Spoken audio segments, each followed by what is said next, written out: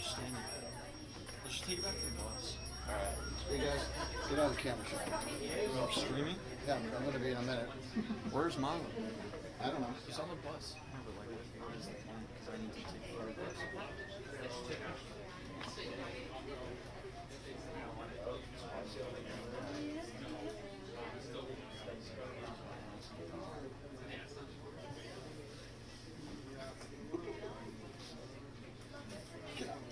Get out.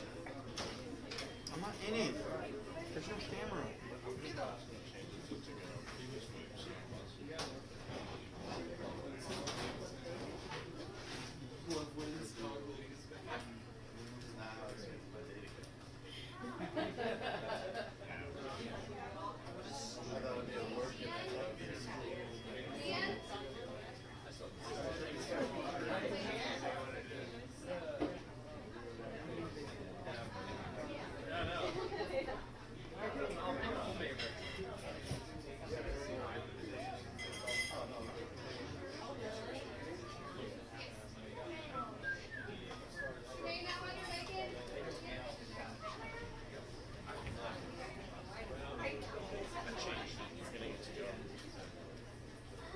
Dude, they get SRTG.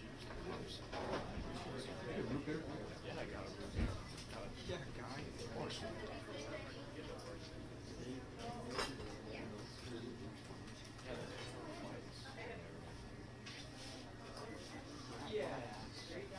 It's just weird. No, I think he's coming. He's pointing cameras. Let's just put some triple X root beer on front lines right there.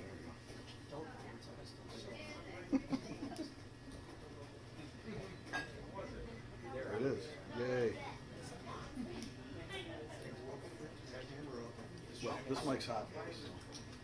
Here's Mike's side.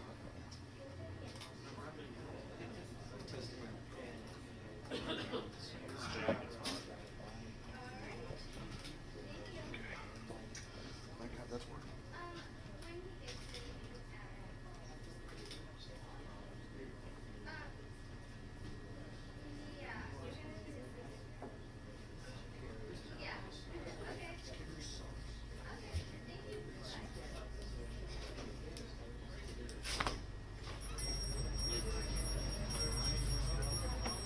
Ready to go? Okay.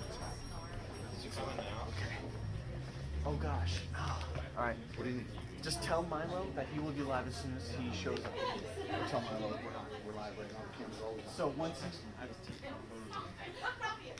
Alright, so I need to tell him. Tell him just to come up right up to the camera and begin. This mic's hot. Okay. So here. Are they both hot? Shh, shh, shh. What's up? That mic's.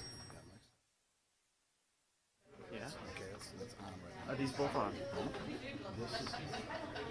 I need to go right now. Okay, He's go. coming. He's coming.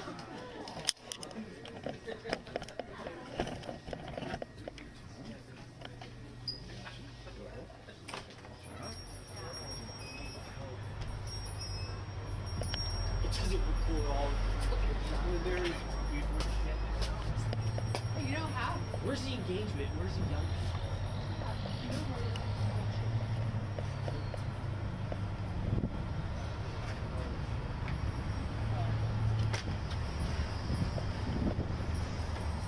Just get a good shot. You're live.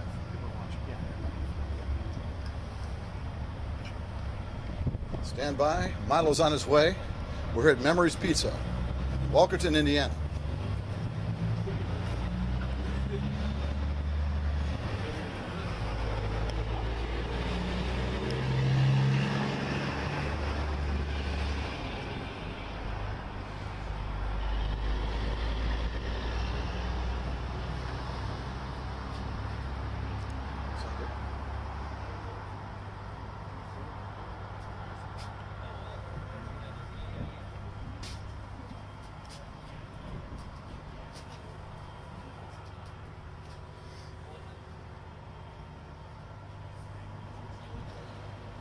Stand by. Milo will be with us soon.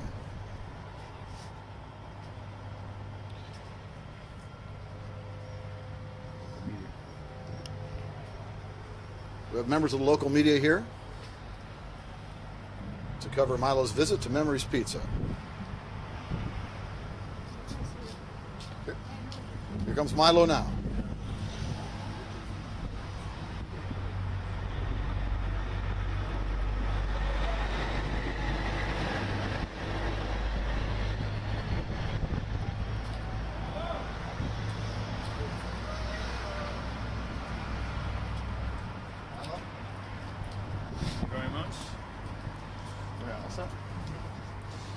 Hi, thanks for joining us. We are in Indiana at Memories Pizza, the site of, well, probably the most explosive and upsetting and entirely unnecessary social media firestorm of 2015. I'm here with my colleague Alan Bakari from Breitbart. Tell us what happened. What's the Memories Pizza thing all about, for those who don't know? So in March 2015, Mike Pence, who was then the governor of Indiana, now the vice president, was going to be the vice president, signed a law called the Religious Freedom Restoration Act. And this essentially gave individuals and businesses more leeway to exercise their religious freedom by, say, denying service to a gay wedding if that conflicted with their beliefs.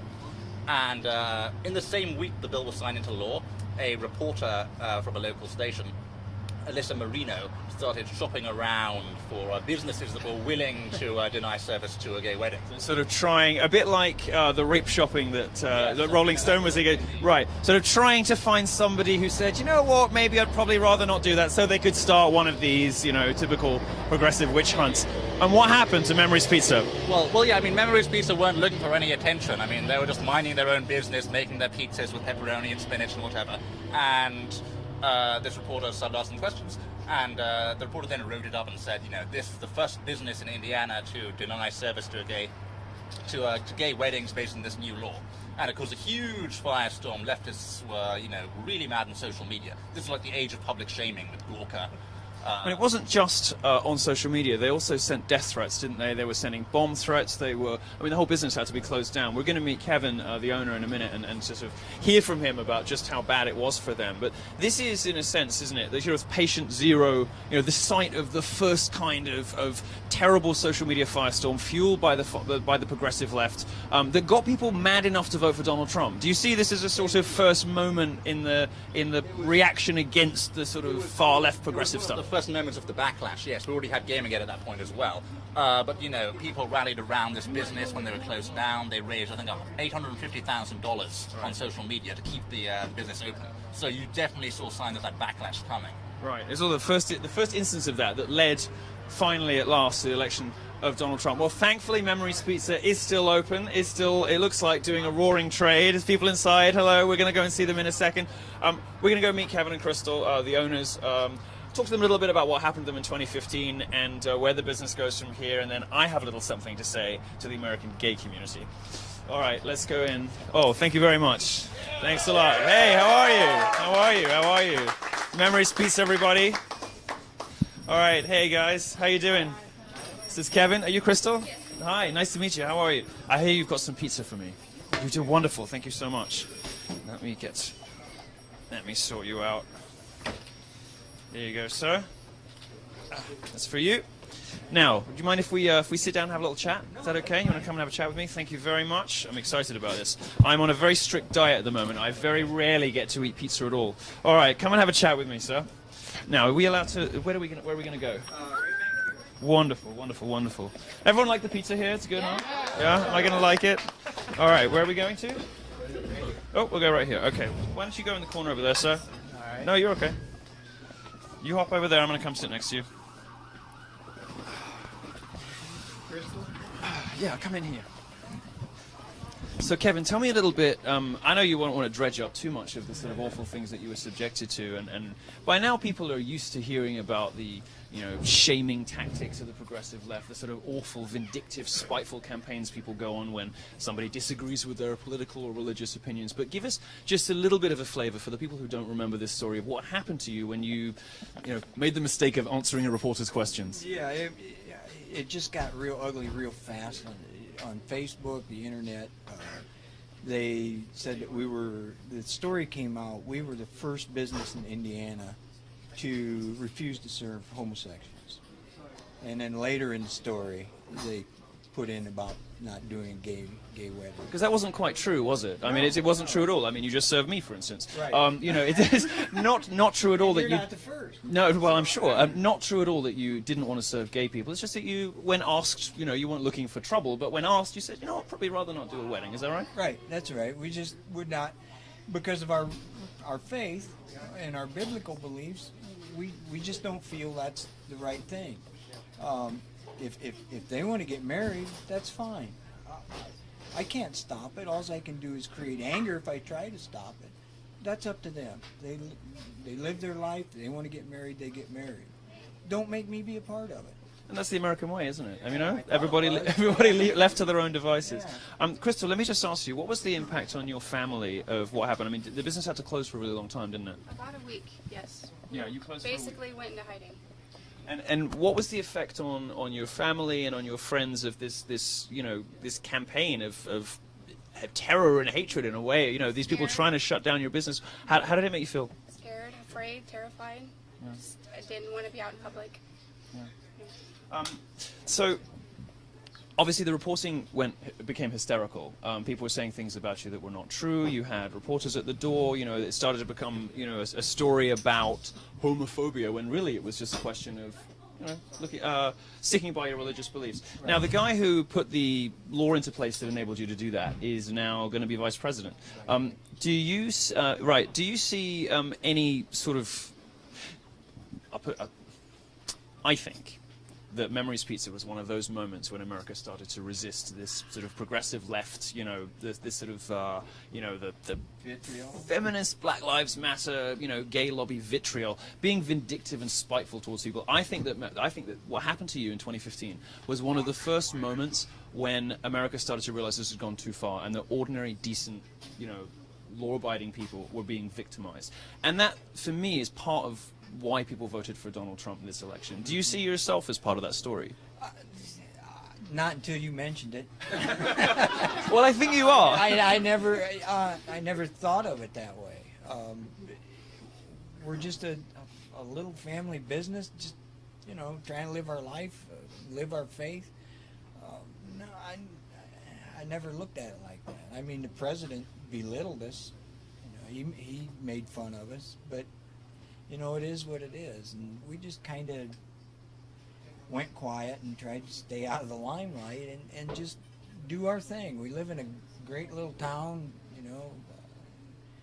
It's been supportive and helpful, and no, I never thought that. I just didn't look at it like. Maybe I didn't realize how big it really was. Right. You know, I mean. I heard about it in England. You know, I was in London reading the stories. I know where it went. I mean, we got calls from Israel, from Japan, from Norway, all over the world, but it didn't sink in. I mean, I live in a town of 1,800 people. I grew up in a town of 1,800 people. I grew up in a 10-mile radius, and you know that's my world. I lived in the city. I don't like the city, but it just didn't. It didn't dawn on me, even maybe to this point, how big it really is. Yeah. You know, somebody said one day, you know, you're going to be in history books. and it still doesn't sink in, you know, because this is my place. I don't live in New York where the world's so big. I live in Walkerton, where it's just Walkerton. It's a nice community with decent people and good values, and I don't see it that way. But you bringing it up, it is big. I tell you why it matters, I think. It's because America got behind you. I think it's because, you know, or at least enough of America, you know? Large portions of America, you know, really supported you. They did it financially. They did it in comments on the internet. Mm-hmm. They did it when they were asked by journalists. And they stood up, and it was perhaps the first time they had done that. Yeah. You know, for a business or an individual who was being victimized like this, and there's no other way to put it, really. That was great, because you didn't, I mean, at first, we felt like we were the only ones in the world. Yeah. And then in less than 24 hours, all the support started pouring in, and that builds your spirits. That builds your everything, because we were ready. We didn't know where we were going to hide. We just wanted to get away from it. Were you worried you'd have to close the business? Yeah. I had determined that we were going to shut down for a while, but not permanently. But all that support, just the moral support that came in from everybody, it's. There are people out there who believe the same way I do. You know, when you feel like The place is full of them today. yeah, when you get in that situation, you feel like you're on an island, and then all this support starts coming in, and you see, well, like when Mr. Trump got elected, wow, there are people in this country that think the same way I do. But if to listen to the news, you would think you're this leper. You know, you're out in the leper colony, but it's not that way. But that's part of what I think got Trump elected, isn't it? This huge gap between ordinary people and the way that America is described on TV by people who live in Los Angeles and New York. They live in the bubble. Yeah, the D.C. bubble, the New York bubble, the California bubble. Those are great people. I've been to California. Those are great people out there, but they're not the ones being heard. Yeah. It's the what do you always hear, the squeaky wheel gets the grease. Well, the screamers are getting the grease, and we've all been so busy with our lives and trying to make a living that we didn't have time to be out screaming and hollering about every little thing that goes on. And then when we would stand up, they'd try and squash us back down. It's like Trump voters in this election, you know, just by virtue of voting for Trump, you're a white supremacist, or so, all kinds of amazing names the press has called us, deplorables, you know, was it Hillary said? I don't hate anybody. Crystal doesn't hate anybody. None of us in here, I don't think, hate anybody. It's just they paint us with that broad brush, you know. You can put the microphone down, you can shut off your camera, and you're still the same person to me. I don't care what your love life is. I don't care who your friends are. You're a person. You're just a person. Do you think that America would be surprised to hear you speak with such just ordinary compassion and decency compared to how the press represented you? No, because I think anybody in here would say the same thing. But this is the sort of America that you don't hear from very often in the mainstream media. It's a sort of it's the bit of America that doesn't get much of a fair hearing. It's a bit of America that just voted Donald Trump into the White House, partly as a result, I think, of being ignored like that. Well, you know, I'm gay and I'm a Catholic, and sometimes those two things butt up against one another. So sometimes it's not easy. Sometimes, you know, you have to make some accommodations, and it's a struggle. You know, it's not the easiest thing in the world. You can't always choose who you have feelings for. But I'll tell you one thing.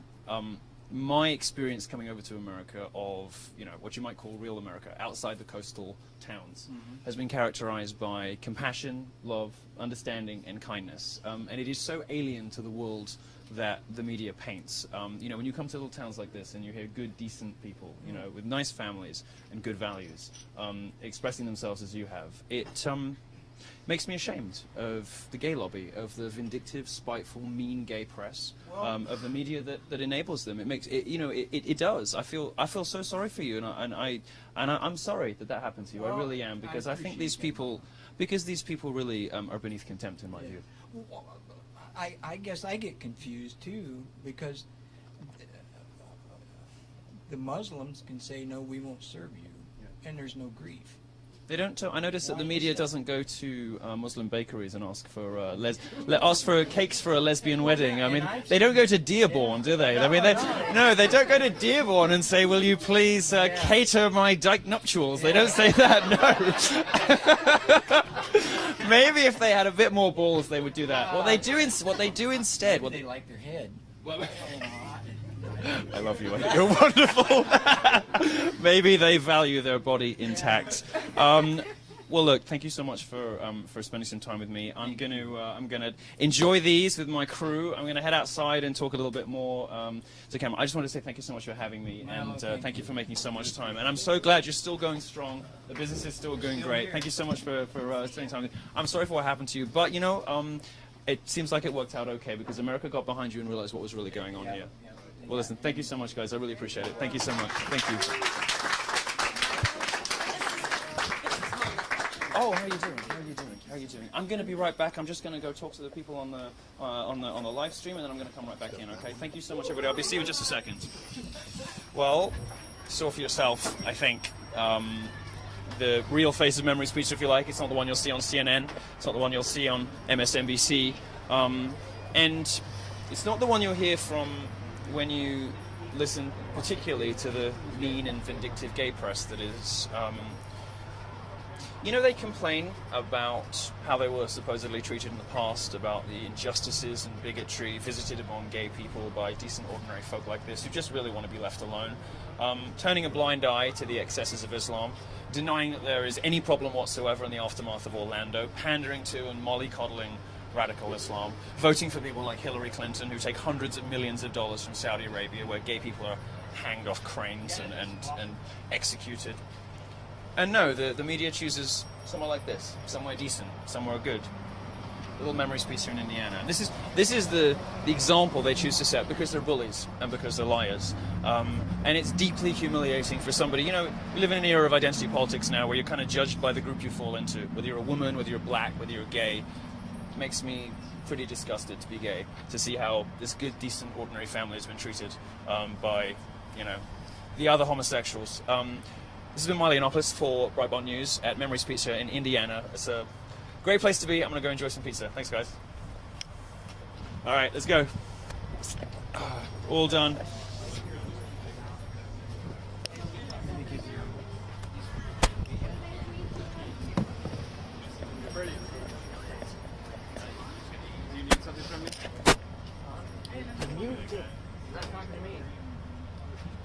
Will he be able to do a quick?